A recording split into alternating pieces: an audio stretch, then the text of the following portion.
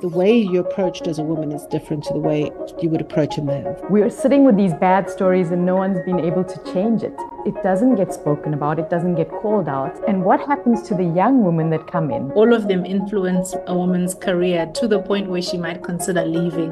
And we're not seeing enough women actually go all the way through to senior positions. We need to talk about what's acceptable and what's comfortable. And I don't want people to say things like, oh, well, I'm never going to give a compliment ever again. This is about a movement for the industry to behave better. It's important that through something like this with Open Chair, that those are blinkers that come off. And we need to actually teach the entire industry to talk with one voice when it comes to how to behave and how to respect one another. This is Talking in Creative Circles, the official podcast of the Creative Circle, the voice of South Africa's advertising industry, in partnership with Kagiso Media Radio. Are the days of advertising being an old boys club really in the past? Today there are plenty of women in Adland, but are they staying? And has the glass ceiling disappeared or just become harder to see? Welcome to episode 3 of Talking in Creative Circles. I'm Carl Willoughby, Chairperson of the Creative Circle. In June, there was an event to relaunch Open Chair, the community that aims to give young women mentorship in our industry. So this was a good time to talk about the organization and some of the issues it aims to address. With me today is independent creative leader Suhana Gordhan, Nkgabiseng Motau, CCO of Think Creative, and Melina McDonald, executive producer at Darling Films. Hello, everyone. Hello. Hi, Carl. Hello, everyone. Yeah, it's good to be here with everyone. So is there really a problem in the industry and how bad is it? I would say it's bad. I feel like when I look back on my career, it started on my very first day in advertising. I had an ECD talk to me about a blowjob on day one of advertising, and that was in the year 2000. And it's continued throughout my career. It's happened to me in different formats, whether that's bullying, whether that's harassment on some level. I've had my thigh grabbed in a board meeting. To be in a board meeting, you're a senior person, right? I've had my thigh grabbed when approaching somebody who was harassing other people at an event. So, and I'm in my 40s and I've still experienced this. And part of the reason the women at Open Chair are doing this is because we're all in our senior women. And if we are still experiencing this, if we all have stories to tell, we know there's a ton of other people with stories to tell. And we're sitting with these bad stories and no one's been able to change it. And what happens to the young women that come in, the ones that are like 20, 21-year-olds coming into this industry? If we feel we haven't been able to affect change on this, what happens to them? And the reason people think it's not bad anymore is because it doesn't get spoken about, it doesn't get called out, and we're scared. We don't know how to call that out. I don't know how to call it out myself. So we need a force, we need the entire industry to wake up to this. And that's how I believe we can start to see the change. So yes, absolutely, it's still a problem. Sometimes it's subtle and sometimes it's still as overt as ever. Yeah, and to add to what Suhana is saying, I think it's on so many different levels. And all of them influence a woman's career to the point where she might consider leaving advertising. So yes, there's the overt sexism and harassment. There's the subtleties that come with being a woman in a boardroom in this industry, a belief in whether or not you can achieve what you've set out to achieve, or do you just get boxed into sort of one of 3 containers. There's also this issue of being really overworked, but promoted. So I've seen so many women just pretty much carrying large scale projects across the industry, being reliable, being talented, but still being treated with a bit of a juniorification. And how do you now identify whether that's just, you earning your chops, you cutting your teeth, and the difference between that and people holding you back because they don't really see you as a leader, because you might not present the sort of expected leadership traits that we see men in the industry portray. And so I think women also get tired out as well. So there's just a lot of this conversation that needs to be constantly had so we can help each other identify the problems and then begin to solve them. So I think to answer your original question, yes, it's still definitely a problem, and it's got so many different layers that starting with the conversation and making sure it stays on everyone's mind is really, really imperative. Mm. Yeah, and then Nkgabi, I think one of the points that you made is also how we keep people in our industry, right? Because we have a bunch of young women that start out and they start naively and they're really excited and they're creative and they're interested and they whatever. But, they get to a point where they get so worn out that they just drop out because they don't get the opportunities that they need to. They don't get to see the scripts if they're creatives, or they don't get the promotions that they need to. Heaven forbid they should fall pregnant and have a child, because then they really have to work 24 hours a day to prove that they still can pull it off. And realistically, I think the opportunities, even though we have a lot of women, are just as throttled as they've always been in certain respects. And I do think we've moved far from when we started. I think Suhana is absolutely right. But the issues seem to come up, and they come up in a way that seems to be a little bit playful. I mean, we have a lot of women directors, film directors, and to try and convince people that the women directors can do as equally as good job on a job as a guy director or on a guy type brand, it's like unbelievable. So apart from the sexual harassment aspect and the cheek of it, the woman is immediately underestimated. She's immediately seen, perceived differently the minute she's taking on a role. I mean, if I can add to that, Melina, we shouldn't have to do a job to convince anybody. Like, we shouldn't have to be able to convince someone that one is better than the other. We are here, we are all in this industry, we're all talented people. So the job shouldn't be about convincing anyone. It should be expected of us to deliver on the same level. So that in itself is a big problem. Yep. So I think that's absolutely correct because Suhana, the truth is that you do spend your time convincing people that you will be as good. And a lot of women work exceptionally hard, regardless of juggling family and life and everything, to try and get just a place at the table. And then when they do get to their place at the table, they're still treated in the way that's patronizing and spoken down to. So as a result, we're having a lot of fall off. And we're not seeing enough women actually go all the way through to senior positions. We are not seeing enough women get past. I remember an art director who got a CD promotion once telling me, "Oh no, this is terrible. I can't do this job." And because she was a woman, she actually felt like everyone told her their problems.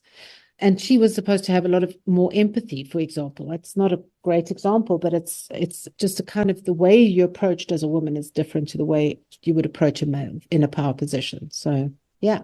So clearly we need to do better as an industry, right? Like, it's obvious then, right? In 2024, one would think that people are, educated to behave in better ways, right? Like, you can't do things, you can't perpetuate certain kind of toxic things. It's not okay. But let's go back a bit. I mean, you revived Open Chair. I mean, it was there before COVID. I remember it then, and you launched it again in June. Suhana, can you talk to us a little bit about that? Yes, Open Chair was started during my tenure as chairperson of the Loeries. I think it was around 2017. And it was mainly just because there were still not enough women in senior roles, DMOs, chief creative officers. And it was to be able to create some face time between young women in the industry and senior leadership to help each other navigate our way through the industry, and to encourage, more conversation, more interaction and connection, and hopefully to inspire women to stay and to continue to take up those really senior roles. So that was the initial objective, and it hasn't changed. The difference now is that we do have more women in the industry. That's really refreshing and it's great. We have more diversity in the industry in total, but what's happening is that top layer, that very senior layer of influence and power, there aren't enough senior women. There are many reasons that women check out and leave and opt out of the industry. And one of them we've identified is this lack of connection and community and guidance. And the second one is around the safety of people in our industry and how we feel and how we navigate our way through bad behavior.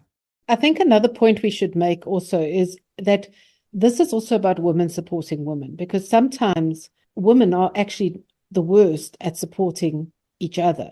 So we do want to breed a culture of actually not every woman for herself, but to breed a culture of support and of helping and of nurturing talent all the way through the industry. Thanks, Melina. So then who's behind Open Chair, Nkgabiseng? At the moment, it's myself, Nkgabiseng Motau, Suhana Gordhan, Melina McDonald. We've got Lorraine Smith. Rowanna Williams and Fran Lucken. Really, really great team of women. And we're sort of building ourselves up to get lots more support.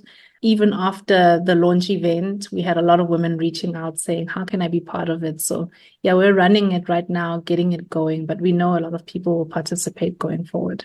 I mean, it's quite a powerful thing that you're doing, right? I think, the fact that there's a safety issue in the industry for me is an issue, right? Like, it's sad in the industry that that's happening. So I think, obviously commend you on taking this, on doing this, on starting this initiative to address that, because it is a problem.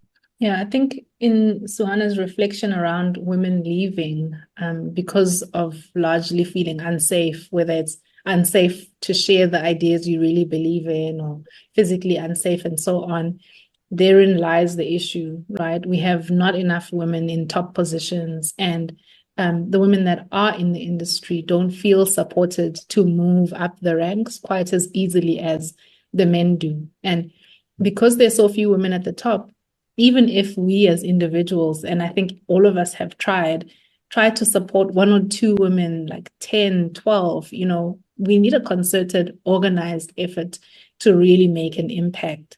And I always think around how much, for example, hiring has changed because of some concerted efforts. So if you think about hiring, if you don't literally go looking for a particular spec of person, you will continue in your industry believing they don't exist, right? Because you've never actually gone out to find them and making excuses around why they aren't included. But hiring as a discipline has changed to really be intentional about inclusivity. And so we see a lot more women of color, different types of people from different environments, socioeconomic and so on, come into different industries. So Open Chair, I think, is about bringing intentionality to keeping and growing women's careers in advertising. So making sure that those barriers are out of the way through mentorship and not making the new batch of women have to go through the mistakes we've gone through, but also making sure that the women that are in the industry are protected and, there's a hand to hold on your way up. Yeah, it's a thing. I think, firstly, as someone who was part of a team of people, employee people, for us to get women in is a challenge, and I think, like you say earlier, that maybe people aren't coming in or people are leaving because of the very issues that I think Open Chair is trying to address.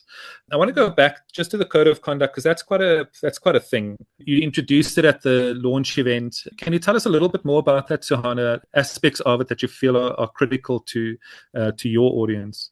Yeah, sure. So the way it was born was the six of us met and we were speaking about the objectives of Open Chair. And we kind of said that we cannot exist as an organization and we cannot continue to try and do these efforts of uplifting and inspiring women if we don't sort out that one layer.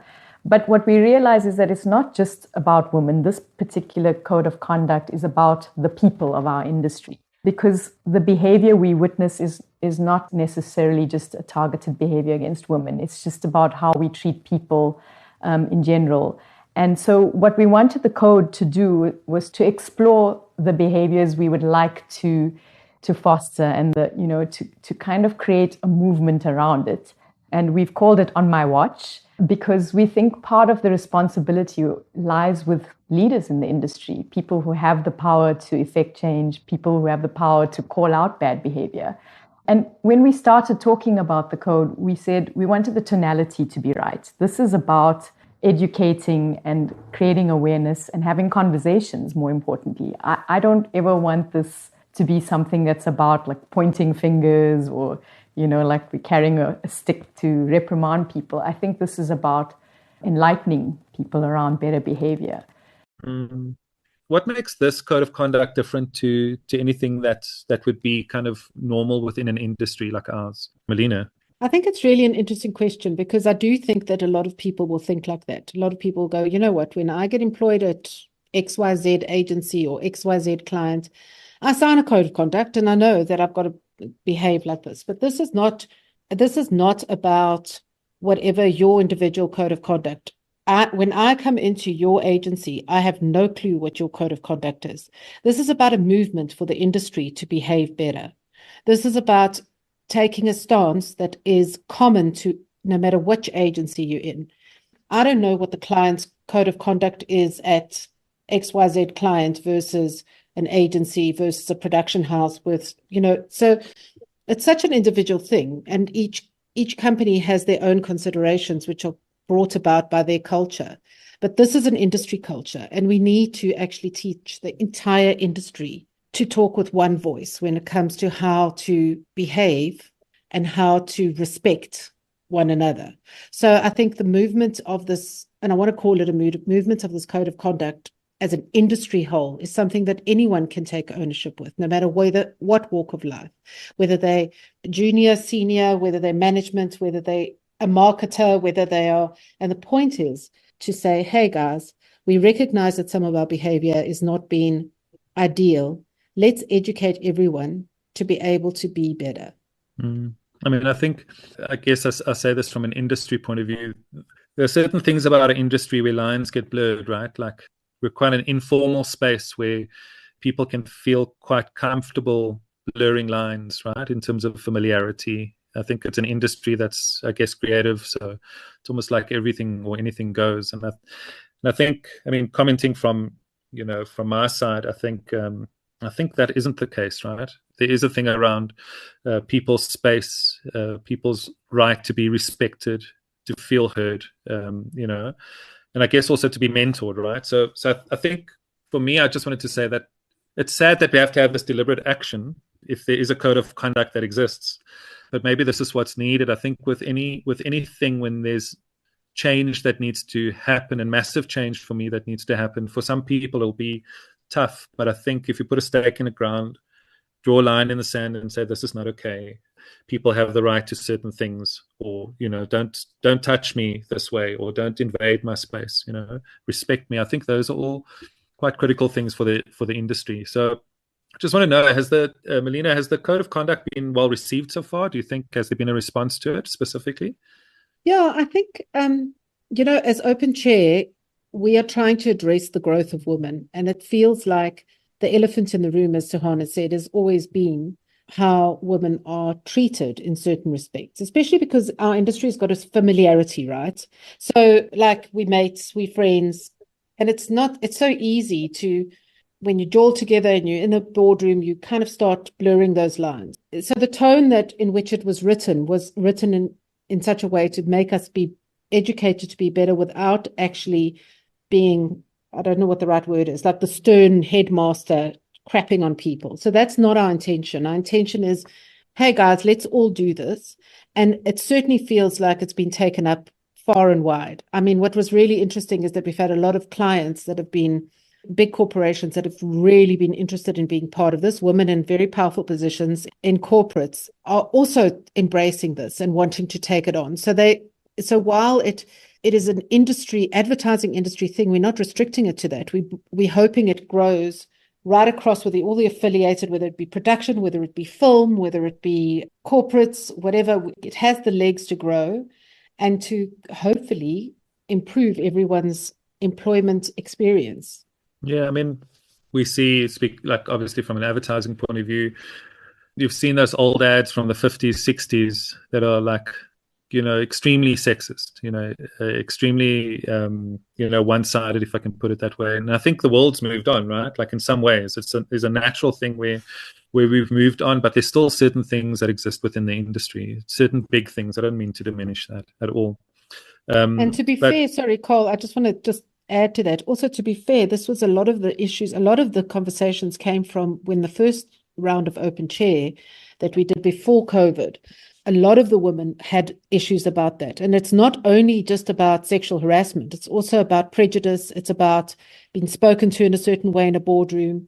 It's about being spoken down to. It's about not receiving certain opportunities that their male counterparts have, like, oh, it's a beer script, we can't get a girl to do it, that kind of vibe. So it's quite a broad subject. It's like, we're always thinking about, oh, did he pinch your ass? But actually, it's not only about that. No, 100%. And Nkgabiseng, how can the industry be part of Open Chair? How can the industry play a more pivotal, part in supporting Open Chair? Yeah, I think the first layer obviously is to try and generate the right level of support and sponsorship for it so that it has all the resources it needs to do all these events that we're talking about, to make a concerted effort, having a presence on the web. We've talked even about, where do women go to ask questions sort of privately?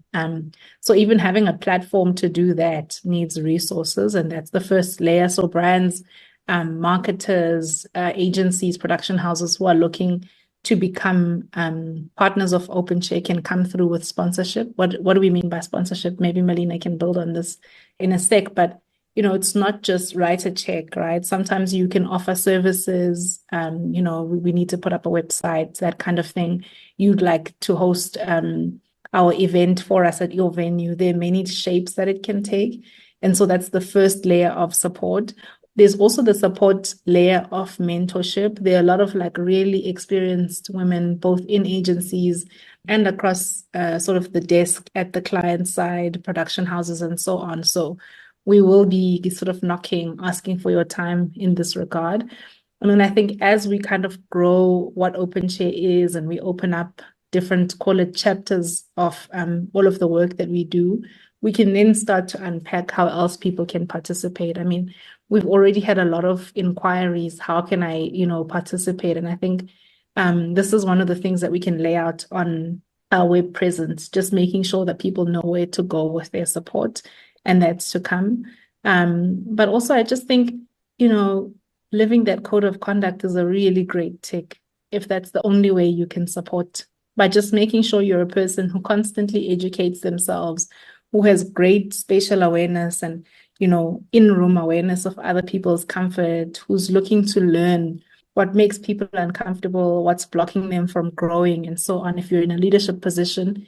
But also if you're maybe in a more junior position and you're on your growth path, to sort of maybe even point out and learn old tropes of the industry that no longer serve us. So yeah, I don't know if Melina and Sue, you want to build on that around how they can support us.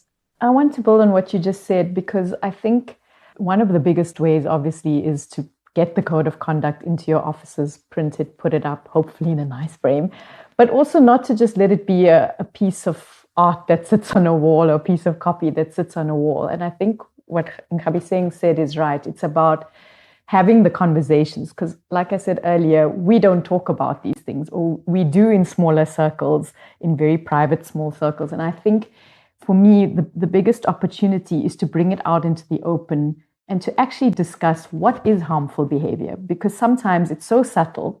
Sometimes you leave a meeting and you wonder, was that prejudice that I experienced? Was that a unfair behavior, or am I losing my mind? Sometimes you yourself don't recognize it immediately.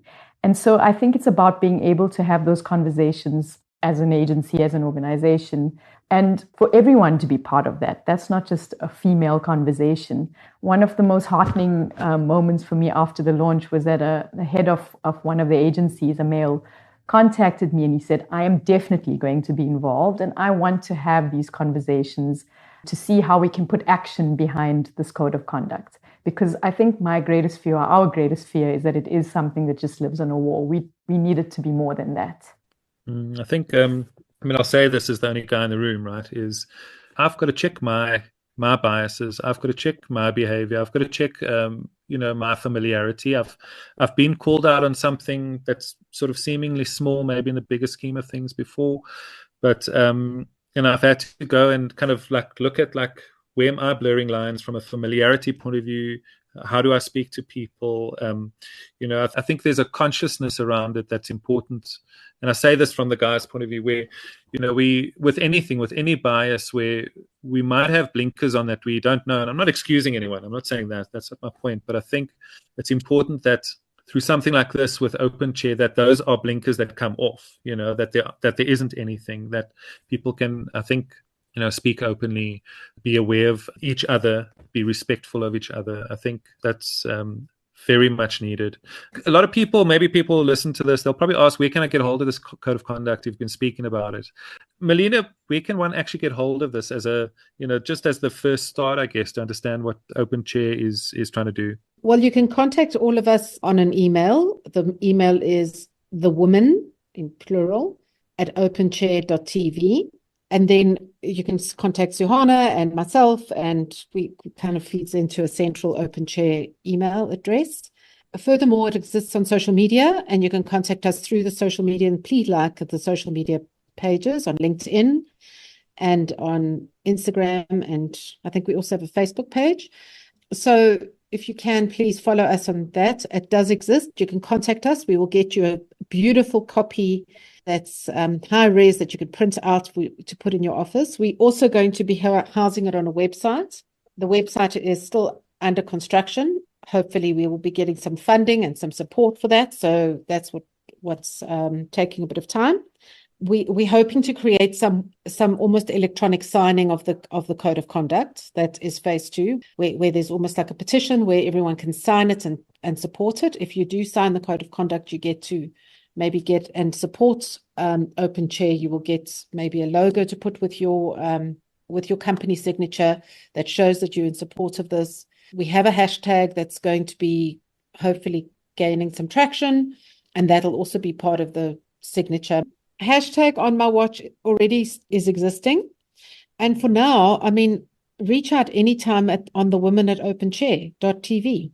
That's great. Thanks, Melina. I think, Nkgabiseng, I wanted to ask, what is your dream for young women in the industry? What would you see for the young women in the industry today? I think just a place where the greatest concern is, learning, the work, the relationships, really what we come to the industry for. So these side concerns of, am I going to be sidelined? Might I face harassment?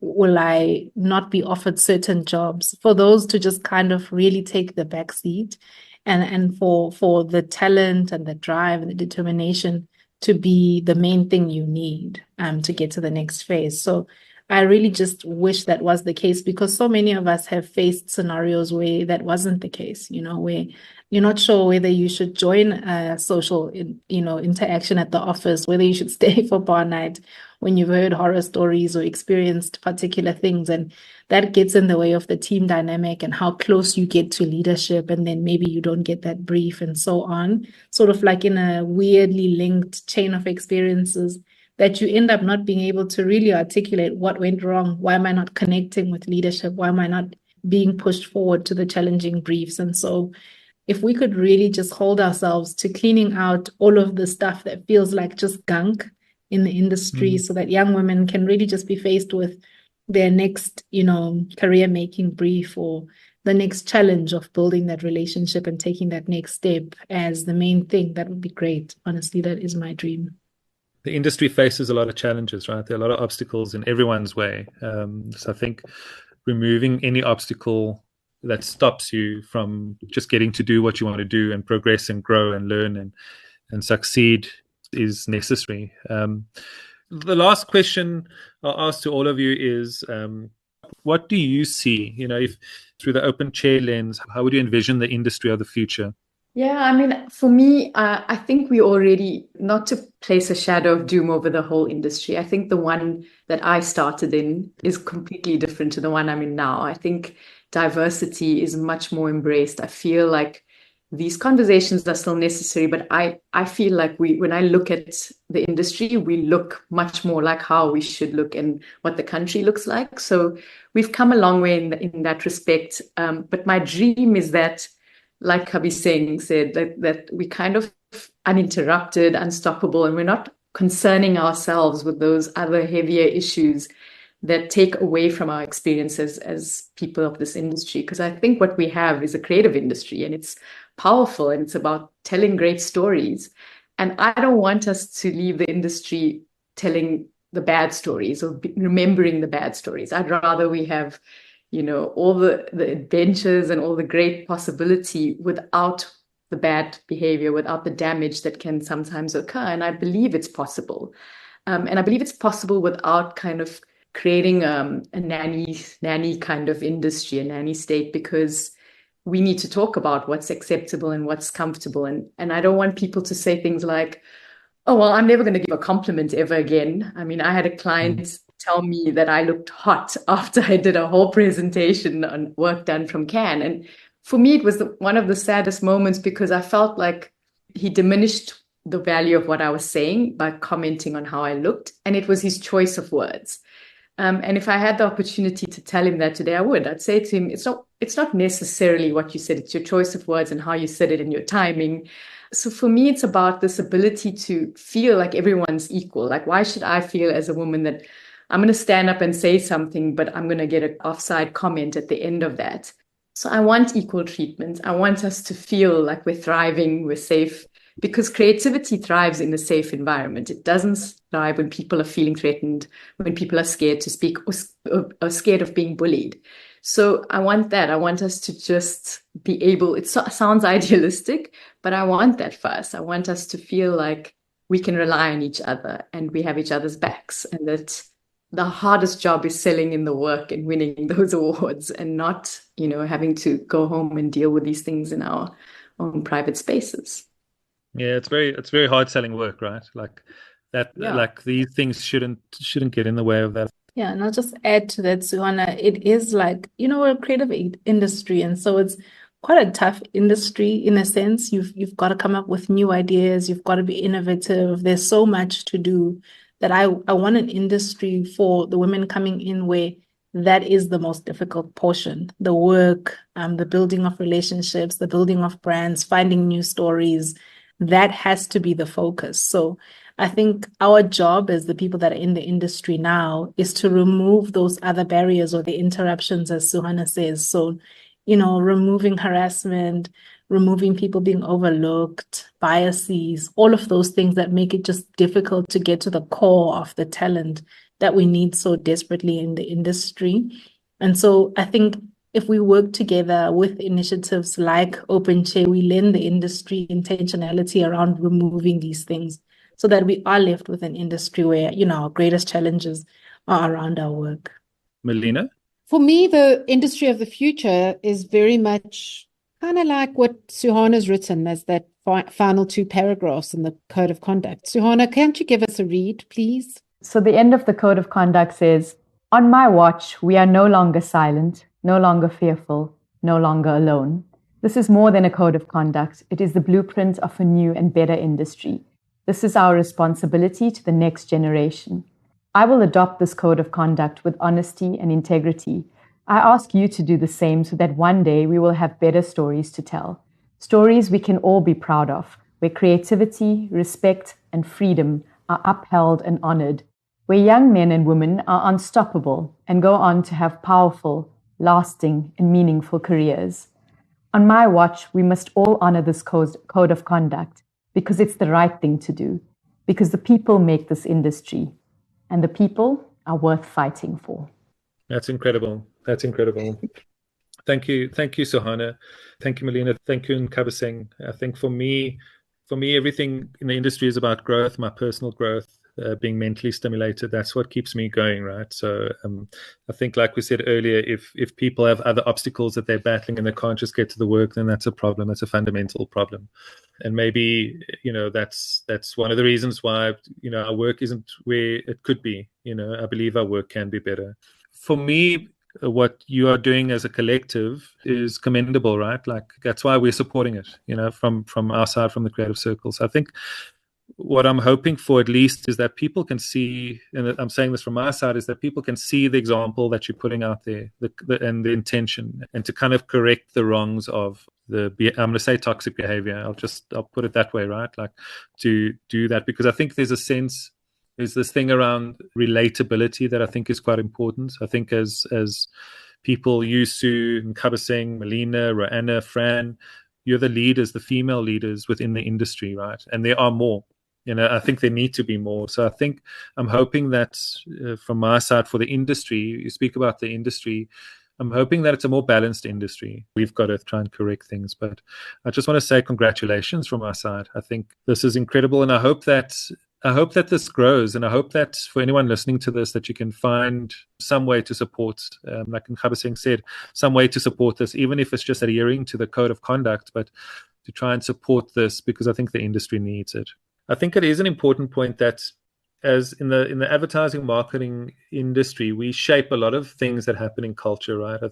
I know we as an agency try and get our communication into culture so that it gets adopted. And I think if an initiative like this can get into shaping how people think beyond just the advertising communication world, right? Like that it's influenced by the advertising communication world in terms of a change of behavior, then I think that's a good place to be.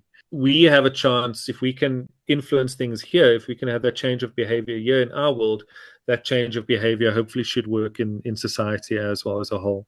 So I think it's pretty important, actually. And I hope that there are other people also trying to do stuff in other spaces, but I think it's important for us to do this. Thank you, Carl, for always supporting us, sure.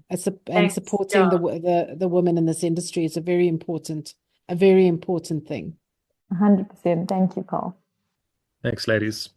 So I want to say thank you to all of you in terms of being deliberate about this. I wish you all the success, and I hope it gains more momentum and more traction. And I want to ask, from a Creative Circle point of view, that all members of the Creative Circle get involved in this initiative in some way, either through yourselves, your industry, agency, company that you work for, or maybe your clients can help support Open Chair. And that is where we will have to leave things for today. If you'd like more information on Open Chair, email the woman, plural, at openchair.tv. And if you found this episode useful, please follow or subscribe to the Talking in Creative Circles podcast to get future episodes. We're on all the usual podcast platforms, as well as on jacarandafm.com under Jackpod. See you next time. Talking in Creative Circles is available wherever you get your podcasts.